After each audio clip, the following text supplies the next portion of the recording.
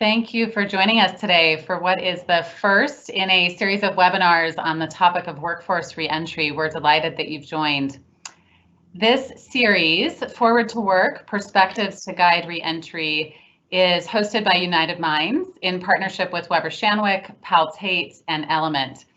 As many of you know, at United Minds, we help organizations harness the power of their people to solve their business challenges. My name is Sarah Clayton. I am an Executive Vice President with United Minds and will be moderating today's session and this series of webinars.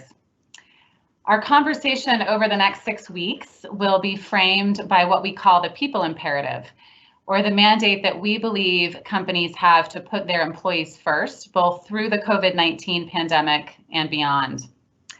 Many companies have risen to the occasion and are living their values and delivering on their commitments to their people. They are also re-envisioning the future, knowing that we are not going back to work and the way that things were, but rather forward to work in a new environment with changed expectations for the relationship between employers and their people. So really now is the time to define what that new world looks like and employees' role within it. And we believe that those who do will come back stronger than ever. This series will focus specifically on the return to the workplace, what we call workforce reentry. As many states have given the green light to reopen, planning to bring employees back to work safely and with their needs in mind is critical. Many of our clients are asking questions like, just because my local government allows it, is it really safe for employees to return? If I need to bring my people back in phases, how do I determine who comes back when? And how do I take into account my people's well-being, physically, emotionally, and psychologically through the reentry process? So over the next 6 weeks, we will be bringing you insights from leading experts who will address these very questions. I'm delighted to introduce today's presenters on the topic of navigating government guidelines, Pam Jenkins and Anthea Hoyle. Pam Jenkins is President of Global Public Affairs at Weber Shandwick and specializes in communications designed to support or defeat legislation, enhance reputation, build advocacy, or manage issues. Today, she will discuss the political lens through which government leaders and citizens are viewing the COVID-19 crisis, the challenges of conflicting guidance from local, state, and federal government, and how organizations are balancing government guidance with business needs. Anthea Hoyle is an Executive Vice President with United Minds, who has counseled pandemic response teams in recent weeks on both the initial response to COVID as well as workforce reentry, helping them to consider a range of different inputs. She maintains that the crisis has changed expectations of employers, not just from their own people, but from their customers as well, and that now is the time to rethink how workplaces work. Before we begin, please note that given the large number of attendees, you will not be able to use your audio for today's session. If you have a comment or a question, we encourage you to enter it into the Q&A field in Teams, and we'll try and address as many of those as possible during the last 15 minutes of our time together. And with that, I will hand it to our presenters. Great. Thank you, Sarah. Anthea and I are happy to kick off the Forward to Work series. Our team in public affairs has been helping clients really across a range of industry sectors navigate what is a ever-changing and often conflicting set of guidance and mandates from across government, and hope that over the next 40 or 45 minutes or so, we can shed some light on those dynamics and where and how policy decisions are being made, what kind of control and discretion and risks the businesses will have around reopening, and what are the implications for employers and employees. So on to the roadmap for what we're going to cover over the next 45 minutes. It starts with looking at the federal government response, including guidelines, the business community involvement, how states are managing the road to reopening. We'll touch on some different studies on who do people trust and what do they believe around reopening. Explore the influence of politics, as Sarah mentioned, which is greatly shaping how employees feel about reopening and think about it. Workplace considerations that should be top of mind, some of which I'm sure you're already putting into place. Who's doing it well and some best practices, and then what happens when business and government collide and sort of getting caught in the crosshairs. And then we'll just wrap up with some of the best resources for you going forward. So we're seeing the curve is flattening.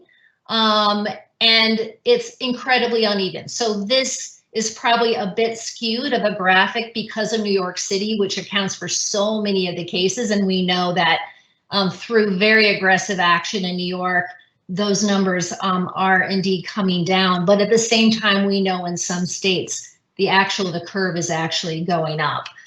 Scott Gottlieb, who is on the nightly news and in social media, sort of everywhere, ubiquitous, but he is the former commissioner of the FDA. And he said last week, and I'll quote, that while mitigation didn't fail, I think it's fair to say it didn't work as well as we expected. And we expected that we would be seeing more significant declines in new cases and deaths around the nation at this point. And we're just not seeing that. Next slide. So as we think about some of these contexts around just, the curve flattening and how this all played out to begin with, what we do know is that workplaces have been severely disrupted. And I'm sure all of you listening today have felt that firsthand. And they will continue to be disrupted going forward for these next few months. And that's what we really want to think about now is, as we look ahead, two things are clear. One is workplaces won't be the way that they were before COVID-19 hit. And so there are some things we need to think through together around how that's actually going to change and what are the ways that we need to think through these effects. And then second of all, now is the time to start planning with an abundance of patience and compassion. We didn't have much time to prepare in that respond phase as the outbreak started across the US, but we do have more time to think now carefully through these and weigh in all of the information and considerations. And of course, one of these considerations is what the governments are telling us. Great. So we're going to take a quick look at the state of play. We're going to start looking at from the federal government standpoint. I mean, historically, in times of national crisis, the president of the United States steps up as commander in chief, whether that's wartime or whether, a depression or some sort of major thing that affects the entire country. And that role is to inform and reassure and to marshal resources and direct the government response. And what we've seen with COVID-19 is that the White House and the president is choosing to use the office more as a bully pulpit, which means he's front and center at the podium, as we've seen in the daily task force briefings, but he's delegated the response largely to the governors with limited offers to sort of step in, and it's to provide what the White House calls sort of support of last resort. So there to help when things aren't going the way they need to be to come up with solutions. But the expectation is the states are figuring this out, states are getting supplies, states are making the decisions and making the purchases and really directing what happens. I think part of that is, as we can see, there's that conflict again with political advisors and public health advisors who have two very different and sometimes clashing agendas. And you can see it in ambivalence around making testing widely available. A concern that testing means more people will be diagnosed, and that means numbers will look worse, and that can reflect badly on the nation's reputation or the White House's sort of sense of reputation. And now we're seeing that conflict play out in admonishing some governors who appear to be moving too slowly, while at the same time providing written public health guidance that somehow conflicts with some of those tweets. So we'll talk in a bit about what that means, especially for businesses. And then the feds really took a public and active role in mid-March in stopping the spread by issuing a 15-day and then a 30-day plan to slow the spread. And that was mailed to every household in America. And the last time the government did that was in 1987, which was in response to the devastating potential of HIV/AIDS coming from the Surgeon General. So that was really a big deal. And then in mid-April, the White House released these guidelines for opening up America again, as you can see on your screen. which is a three-phased approach based on the advice of public health experts to help state and local officials get people back to work while continuing to protect American lives. And there was a corollary sort of business guideline as well that talked generally about the kinds of things businesses should do. And if you haven't looked at that, it would be a good thing to do, is to see what the White House is putting forward for those broad general guidelines. But it set forth criteria for reopening, and it's really about the 14-day downward trajectory of cases of COVID or COVID-like illnesses, but also to have hospital capacity and capability of dealing with the crisis, which was not the case in New York City, as we know, and a robust testing program for at-risk and healthcare workers, including antibody testing. Many businesses are also looking for going beyond that to not just people at risk, but to put together and put in place testing programs more generally for employees. So with this general guidance, it's up to each governor to determine when and how to reopen, and based on the economy and jobs, and on cases of COVID, and on political pressures and beliefs as well. And then the second thing, while still in the slide, that I want to mention is the federal stimulus and relief, because we will need more of it, and certainly more will come. The CARES Act was the largest piece of legislation in American history, monumental, and it came together incredibly fast because there was such deep bipartisan support for keeping the economy from going bust, and for supporting certain industries such as the airline industry, and for supporting small businesses and middle-class workers, particularly those who had lost their jobs. We need people to have money. We need people to be able to buy food, buy supplies, also to keep businesses healthy. And now what we're seeing is that companies that received some of that money are being called to task. The media and public are looking to see how it was used, who has it. And we know some restaurant chains took some reputational hits. Some have decided to give the money back, that it wasn't worth it. And then there is a House Oversight Committee that's been established by Speaker Pelosi that's going to watch how that money is spent. And I think we can all expect and assume that over the course of the summer and fall, we will see some businesses being asked to come and testify and talk about how that money was spent to ensure that it was used sort of in the right ways. But that early bipartisanship is gone. We are in the throes of an election year. And from here on, I think it's going to be very difficult to find consensus around stimulating the economy and supporting Americans who've lost their jobs and their insurance. So it's going to get harder and harder. And so I think, in some ways sort of worrisome on whether we'll be able to sort of make sure that people, and that the money is flowing for businesses and money is flowing for individuals. On to the next slide.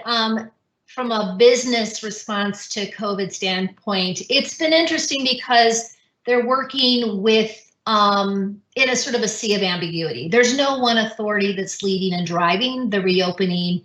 And it's not the White House, it's not Mike Pence, it's not Dr. Birx, it's not Jared Kushner, it's not Robert Redfield, who's the head of the CDC. It's somewhat all of those people, but no one agency, although FEMA is the agency that was tasked with finding supplies, supporting states, and handling the response as they might after a hurricane.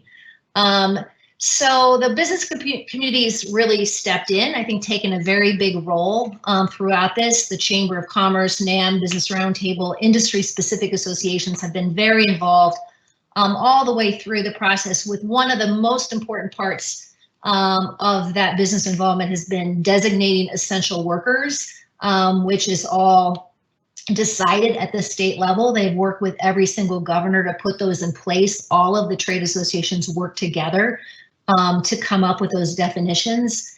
And they've also, done a lot of lobbying, certainly for relief in the CARES Act. More recently, the White House created what they call the Great American Economic Industry Groups.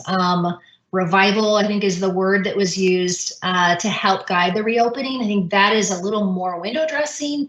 The real work is taking place within the trade associations.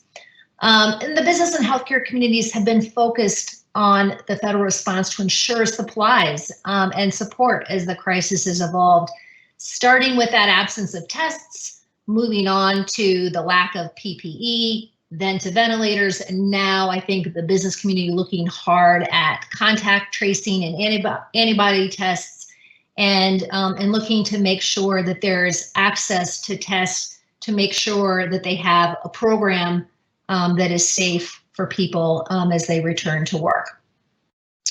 And the fifth point was, it appears there will be no new regulations coming out of OSHA to protect worker safety and health. OSHA's issued voluntary guidelines, and they're aligned with the CDC guidelines, which everyone on this call should be familiar with.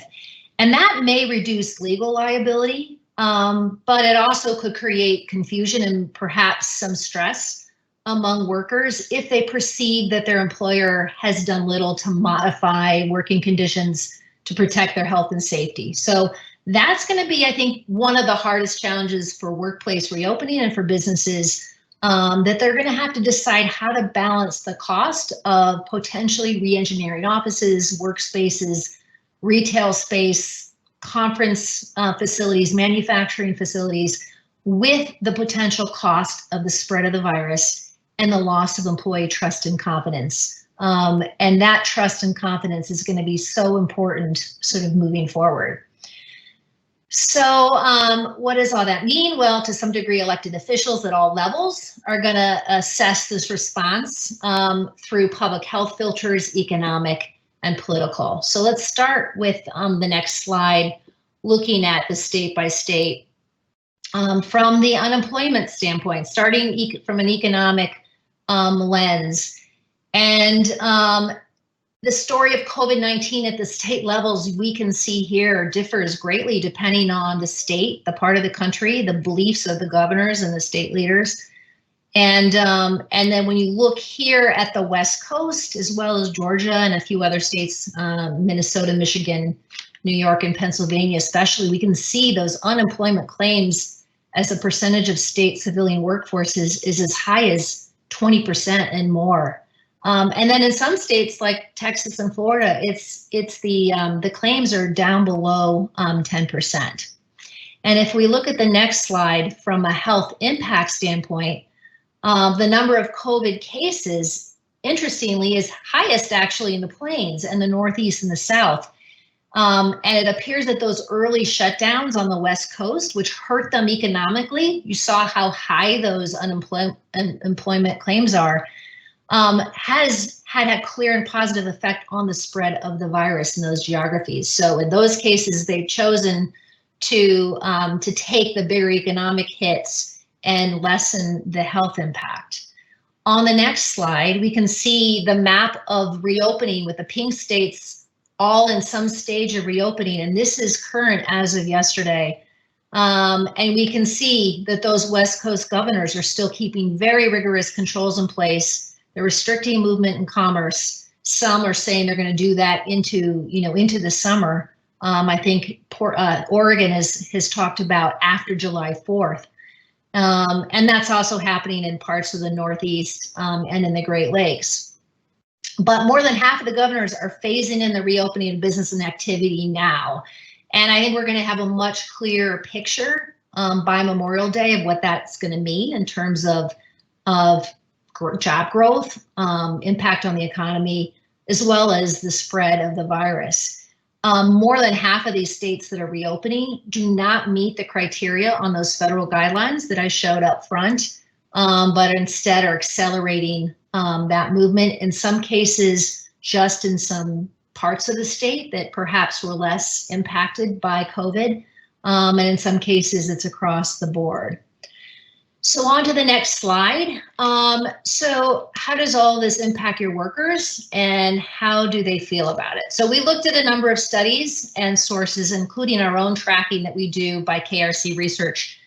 And they've been surveying employees throughout the crisis. And we've looked at who people are trusting, what do they believe, and how do they feel about going back to the workplace?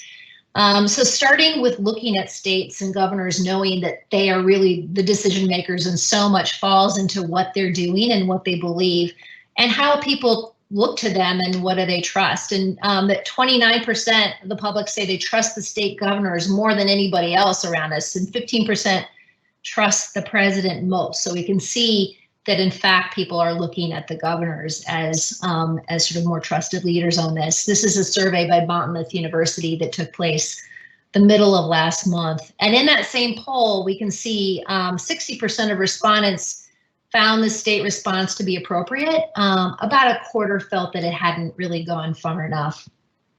And in the next slide, in almost every state, the reputation and job approval, not surprisingly, of governors has soared.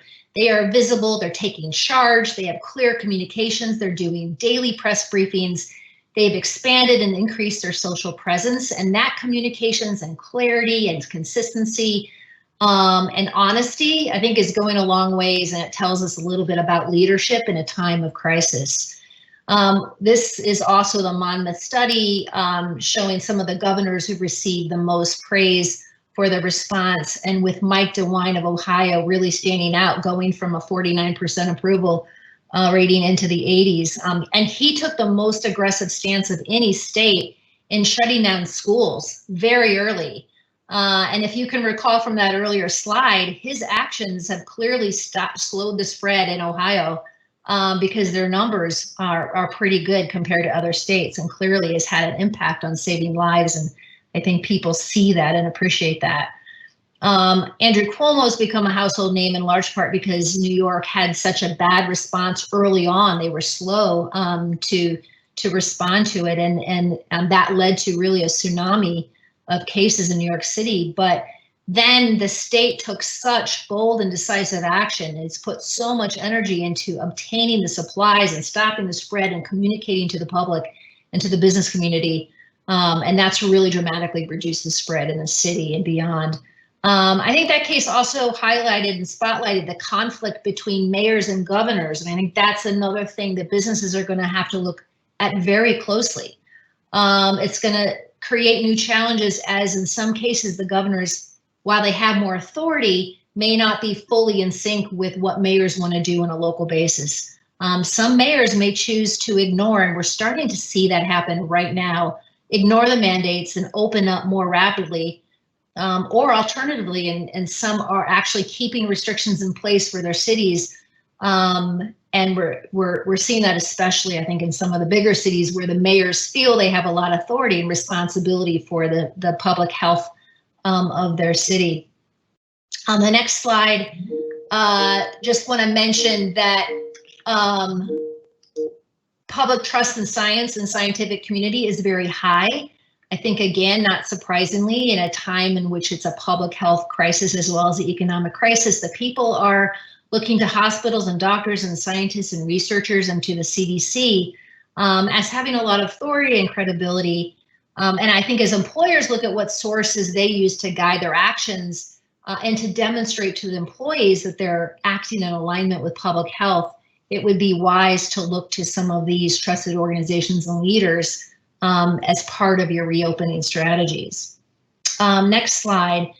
KRC looked even further at who people trust, and CDC comes out on top, although it's still only 50%, and I think many of us would have expected that to be a number at 75% or higher, as it has been in health crises in the past.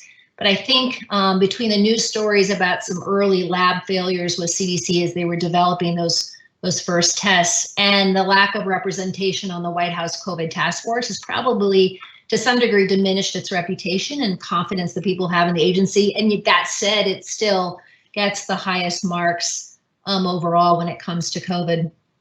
I think what's surprising and maybe somewhat worrisome on the slide is the low trust in news media at only 14%. And I think that opens the door to people looking at very different and sometimes not particularly trusted sources of information. And it opens the door to, I think, a lot of misinformation spreading. And the other number to pay attention to is that 7% look at their employers in terms of trust around COVID. And it doesn't mean that people don't think their employers don't trust their employers. I think they just don't think they're an expert in public health. So again, another reason to lean on the science community, the public health community, the CDC, and state public health officials in your communications with employees. Next slide. So looking at that employer credibility, you can see most employers do have credibility with their employers on the response to the crisis. And this is research from KRC from 2 weeks ago, in which 72% felt their employer's response is what it should be. 78% are proud to work for their employer, and that's a fabulous number. And some of that may be tied to better communications than ever among a lot of employers who are talking to their employees and finding ways to communicate to them and letting them know what they're doing. And in some cases, they're taking action in their communities and really stepping up and supporting either businesses or communities or people or employees. And then 84% have seen changes to protect workers. So this is taking place now. Businesses are making some changes and people are recognizing them and appreciating them. On to the next slide. Support for reopening and how employees feel about that will hinge to a large degree on where they're getting their information. On to the next slide. Interestingly, we can see this really play out in how people look at the death count, and most Americans doubt the numbers that are being put out. Interestingly, for two very different reasons, Democrats believe the real count is higher than what is reported, and Republicans are more likely to believe the real count is lower than is reported. And that gives us a lot of insight into how people are viewing the world, viewing COVID, viewing our nation's response, and viewing the business response to reopenings. On to the next slide. This gives you a little bit of a flavor for where people are getting their information and who they're trusting. I think at the end of the day, we have to remember we are in a presidential election year, and presidents get reelected in large part by economic prosperity and what's happening in the economy. So there are very strong political forces at work to accelerate reopening, and some very strong counter forces that will seek to slow it down. And both sides have a stake in the spread of information that supports their point of view. And we're seeing that, in some cases, some are accusing Democrats of wanting the president to fail in his handling of coronavirus. And so that push and pull between economic health and public health is playing out in terms of political advocacy, heavy social media advocacy going on, and a lot of spread of misinformation. In general, Democrats, many of whom represent states that are hardest hit by the outbreak, have taken a more cautious stance, stressing that expanded testing and other safeguards must be in place before reopening. But we're seeing more on the right, a real concern about massive unemployment and other economic shocks from the lockdown will have also a long-term negative effect on the sort of the health and well-being of our country, but also can potentially hurt election chances. So we're seeing a growing sort of theme around whether or not masks really work, whether or not social distancing really works. I think a growing skepticism about some of these things. And that will be important as you put some of these measures in place in your workforce, recognizing that people's political views is really going to have a great effect on how they feel about it and whether they think that these are measures that really protect their health. On to the next slide. Of people who get their news largely through social media, 40% report they've seen misinformation, what they might call fake news. And about a third of those who are getting their information from national media are reporting that same dynamic. So for employers, assume your employees are consuming a great deal of misinformation, in some cases malinformation, some of it politically motivated, as we just talked about. And that'll affect also what they feel and how they view what you do going forward. On to the next slide. And then where we do see people coming together is this consensus around opposing rapid reopening. In most cases, Americans don't want to do anything that's really going to create a lot of harm or potentially put us back to where we were 6 weeks ago. So you'll still see some shifting here in terms of how long is the right amount of time to wait for reopening. In this case, this was a time period of 4/16 to 4/26, so pretty recently.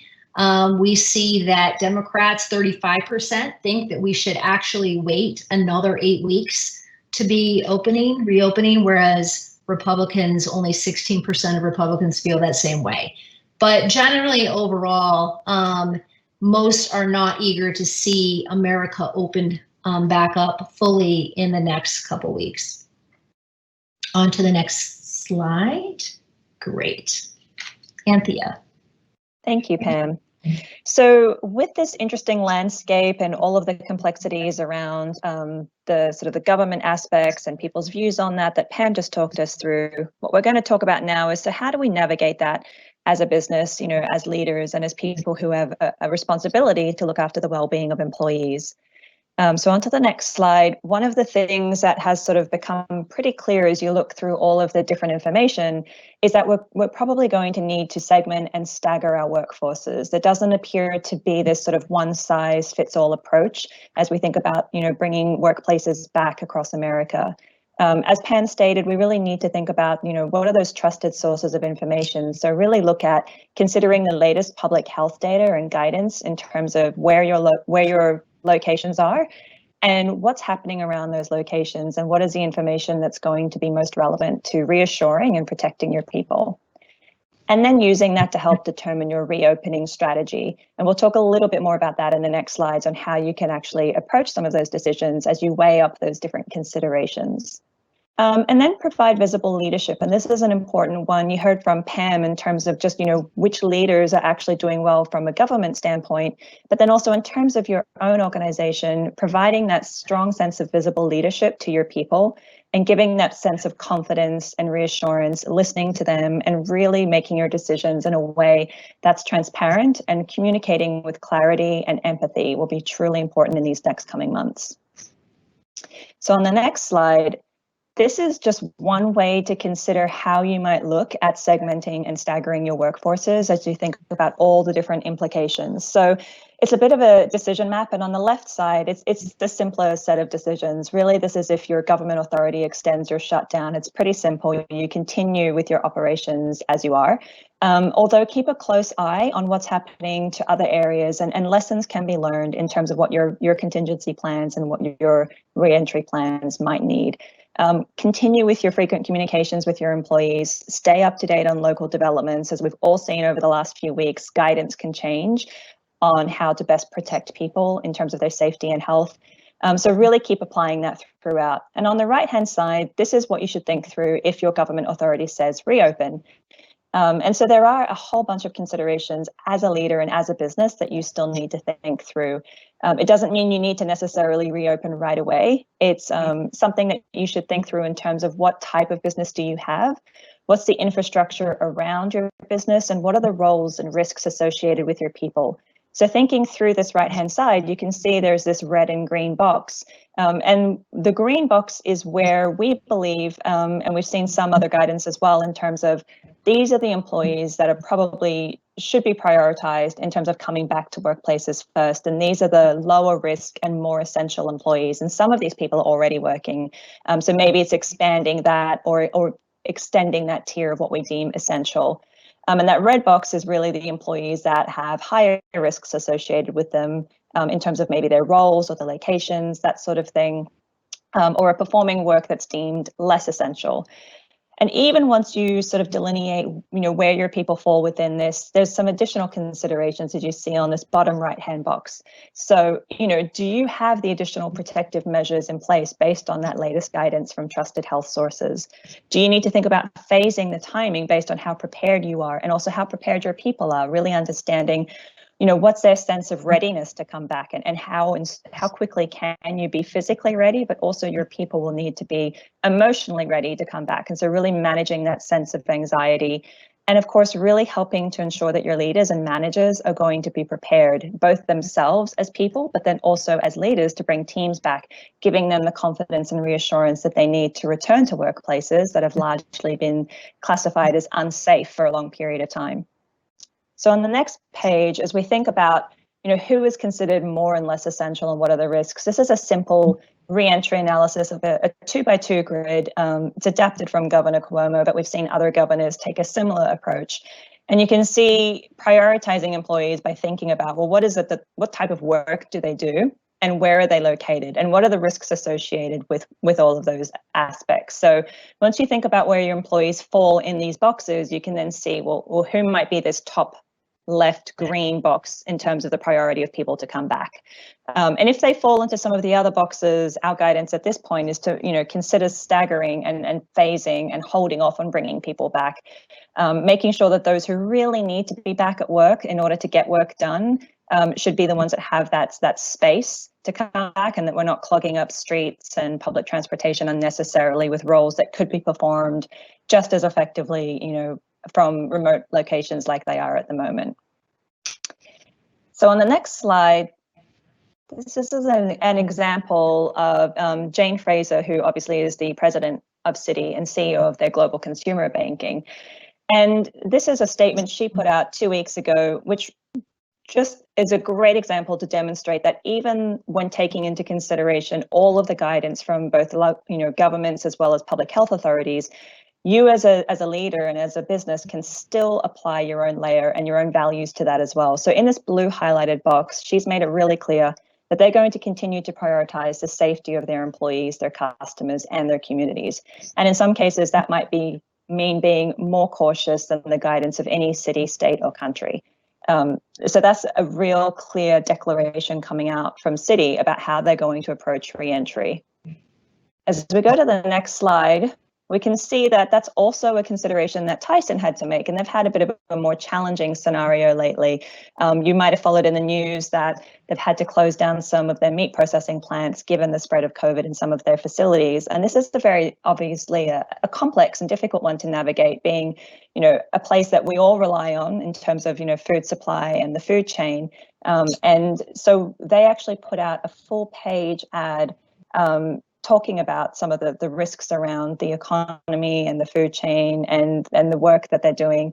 And then the next day, President Trump invoked the Defense Production Act and deemed them essential and forced them to reopen. However, they actually still did not reopen immediately and applied their own decision-making process to that and wanted to prioritize the safety and well-being of their people first, and went out publicly saying so. Since then, they still haven't reopened every single plant, and they're making even more precautions in terms of how they're protecting the safety of their people. For example, they now have on-site clinics at some places, mobile clinics, to help test employees and monitor their health and safety. The next slide, this is an example of a company who successfully pivoted at a time where they brought employees back to work safely for a totally different reason. So Pernod Ricard actually came to the challenge when all of US was suffering, as I'm sure all of you know, from a lack of hand sanitizer, not just consumers, but importantly, healthcare facilities and first responders as well. So they were able to work with government officials and quickly pivot and navigate this environment to be able to swift production. They were the first spirits company in the US to actually jump into action and produce hand sanitizer. It's unbranded, delivered in bulk to first responders in different areas, and in partnership with FEMA. They actually set out to produce 5,000 gallons to begin with, but they've long surpassed that goal, and they're going to continue production until the need is met. They've had very favorable coverage around this. They've been able to keep their people safe. And it's one of the things where, they got mentioned twice in presidential press conferences, as well as major coverage in terms of national and local media.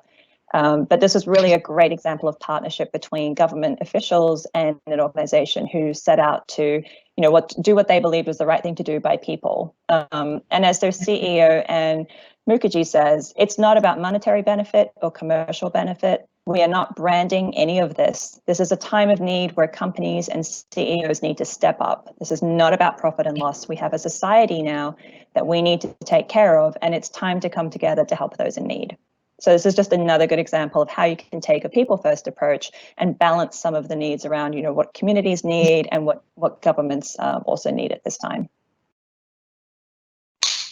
Great. So just to kind of recap what we've gone through and to keep in mind coming out of this, and one is the importance of monitoring state and local government restrictions regularly, because it is going to shift and change. And we know it's going to be very different in one place from another. And it's going to be incumbent upon you as a business to track and follow that. And I think at the same time, recognize that the closer you are to the local and state authorities and to build those relationships, I think the more productive it will be for your business. And then align decisions with your core values, because no one is going to tell you what to do. There's no mandate other than the meat processors through the DPA in which you have to open or you have to do anything. You may be mandated to close again at some point in time, but you won't be told you have to open. So you're going to have to use your core values to communicate around that and make decisions around what that looks like. But as much as possible to align with and use public health guidance. That will be important for your employees' confidence as well as your employees' health. And then protect employees using safety information from trusted sources. We see from the survey, they don't think that their employers are deep experts on COVID-19, and nor should we think that they would be ever think that it's important that you use the sources they do look to and trust from a public health standpoint or from a medical standpoint. And then communicate frequently with clarity and transparency and empathy and honesty. And I think where we can see how that has worked so well for governors, and it is working really well for some of the best leaders in business. And people are responding to that. Employees are looking for that, and really, really important. And in fact, can have long-term positive impact for how you talk to your employees and how you communicate even with other stakeholders. And then build equity with government agencies and officials by supporting public efforts. So being part of a community response, as we saw from Pernod Ricard, it doesn't require necessarily changing your manufacturing to provide, in that case, hand sanitizer, but there's many things you can do as a business to work closely with public officials to support their needs as well as your own. And then just recognize your actions and words will be viewed by your employees and even by your customers through a political prism. And that whatever you say and do, there's going to be some people who feel very positively about that and some who will feel some skepticism. So again, using as much trusted information from trusted sources is going to be important. Using those guidelines as a way you can show that you have a guiding light that you're following, and be consistent with your communications. And then I think just recognize this may be a case of starts and stops. We don't know what the future is going to hold, and I think many of you are making decisions now about what you're going to do for conferences in the fall. What do you do about trade shows that are taking place?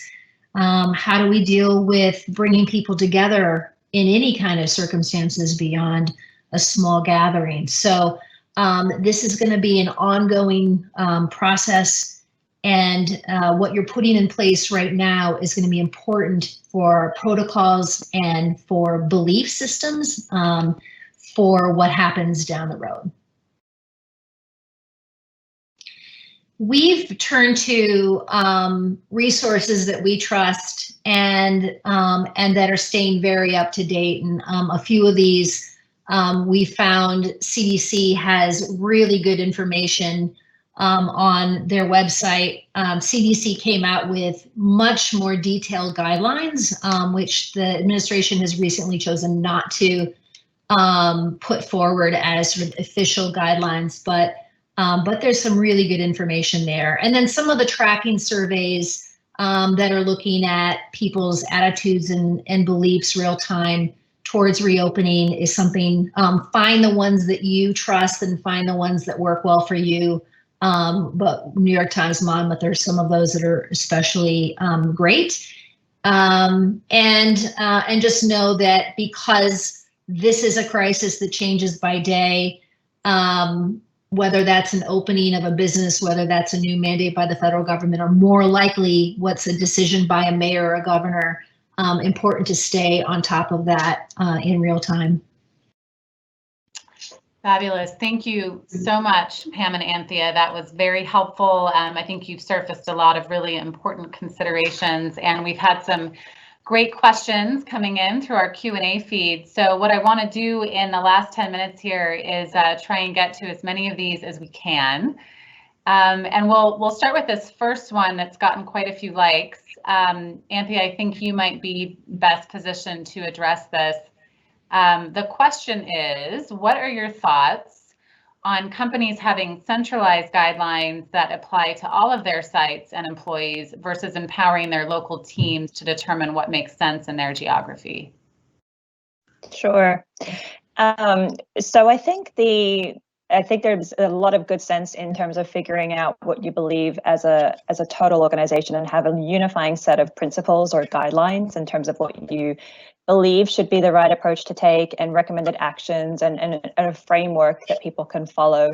But there should be some flexibility within that, because understanding that the way that this, the way that it has spread and the way that it's impacted communities has been incredibly different across not only just our country, but also if you're a global organization in other countries as well. So I think like a unifying set of guidelines and principles, but then working very carefully with your offices and different regions and locations to understand what makes best sense for them in terms of executing those. So that may be differences in timings, but in terms of the actual standards that you're taking and the values you're applying should be consistent. Thank you, Anthea. So another question here, and would invite both of you to comment on this. Maybe we can start with Pam, but what are your thoughts on proactive external communications or PR around what your company is doing related to COVID-19? Have you advised clients to publish external media statements around their return to work strategy? I think for me, I'd have to think about that in terms of a case-by-case situation. I don't know that there's going to be any one sweeping way to think about that. In general, we wouldn't necessarily advise clients to talk about what they're exploring in terms of reopening and what that's going to look like. But I think if it's an industry or a company in which its customers really need to understand what they're doing and what to expect, then working with credible news organizations is a way to get that information out more broadly. But I think you wouldn't want to do that until there's clarity around the way forward and that it's providing important and needed information for your customers. In some cases, perhaps your suppliers, recognizing there's also trade media where you can be talking to those within your industry to help people understand what it is that you're doing and why you're doing it. Anthea, any thoughts on adding to that? No, I think you covered it. Thanks, Pam. Great. All right, so there are a number of questions kind of all around a similar theme here, and that is, what are the rights of individual employees in all of this, and kind of what degree of agency do they have in coming back to work? And I'll read this question, which I think summarizes it well. They say, what types of legal protections, and I would expand that just to say protections in general, are being considered or should be considered to protect employees who have safety concerns about returning to work. It feels like a strong potential for widespread discrimination based on health status, age, etc. Anthea, do you want to take that one? Sure. So I would say, what we're learning and discovering is that, and clearly from these questions, there's a lot of sort of legal considerations around which decisions you enact. And so without being able to give sort of, blanket sort of legal guidance around that, I think, working very closely with your own legal teams and getting and HR teams and really understanding the implications around that.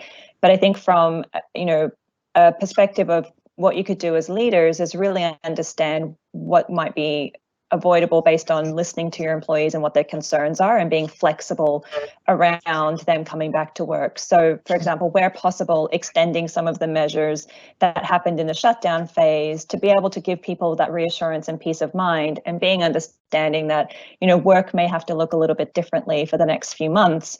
And it's not just that there's a switch that's going to go on and people automatically be able to return the way that things were. So working very closely with proper guidance in terms of legal understanding, but really making sure that we realize that this has changed everything. This has really blurred the lines of personal and professional lives. And this is going not to just be something that's solved over the next few weeks. It's going to take months. And so there really does need to be some understanding of the human issue that remains at the center of this crisis as it plays out. So flexibility will be key. If I could just add one thing to that, just from a governmental standpoint. So while we said that there are not going to be new rules issued by OSHA on workplace safety, there's still a lot of rules in place and regulations related to workplace issues and discrimination in the workplace. So what you can see from guidance from EEOC or even ADA, employers still have to follow those things. And if they're not going to, then there's going to be a certain level of risk that comes with that, because those safeguards that have long been in place in the United States aren't going away because of this. To some degree, you're going to need to work with your workforce to get their proactive buy-in for some things that may feel that crosses the line in some of the privacy that we've had in the past, or expectations around that. Whether that might be contact tracing, for instance, or asking people to share if they feel they're at high risk, being able to share that with their employer. But those are things where you would want to work closely with your workforce, because you are at that point crossing over into what might have been before COVID areas that are considered to be not okay to share, or potentially could create some EEOC concerns. Thanks, Pam. So this next question kind of acknowledges what we've been talking about over the last hour, which is that, trust and confidence are the critical factors here to reopening the economy and bringing people back. And the question, the question is, with a decentralized approach and lack of a central figure or organization driving reopening, i.e. the President of the United States or a White House proxy, and the fact that trust in employers is so low. I know we had that stat showing it at around 6 or 7%. What are some key strategies CEOs should consider when navigating reopening? And I'm assuming that the question here is really around how can CEOs drive trust and confidence given the void that might exist on that front? I can give my perspective on that from a public affairs perspective, but I think what we saw in some of that research was, even where you disagreed with a governor's decision around making people wear masks or not masks, or opening up or not opening up, that people respected the fact that they were getting clear information, that they knew what those decisions were based on. And I think as long as people know and there's clarity and there's some connection to public health trusted sources, for that information, as opposed to a employer trying to be the expert on COVID-19. I think those are really the keys to building that confidence and trust. And in fact, I think every business leader, whether it's a CEO or whether it's the head of a business unit or a manufacturing plant, I think should embrace some of those tenets of leadership and communications to build that confidence, even if people disagree ultimately with those decisions. At least they will understand them and respect them. Thank you, Pam. So with our time at an end, I just want to say thank you to all of those who have joined us today and who submitted thoughtful questions. We did record today's presentation, and the link will be shared with all of you following this meeting. We hope you'll join us next week. We have another great set of panelists, Dr. Mike Merson, who is a professor of global health at Duke University, and Dr. Frank Arrico, who leads Element Scientific Communications. And they're going to be talking specifically about the status of treatments and vaccines and how that timing might actually impact reentry timing. And you can learn more about all of these other fantastic topics on the United Minds website. A quick reminder that this is an open invitation webinar series, so please feel free to invite your colleagues to join us next week. They can register online at unitedmindsglobal.com. Thank you again. We look forward to seeing you next Friday. Until then, stay safe and healthy, and thank you for joining.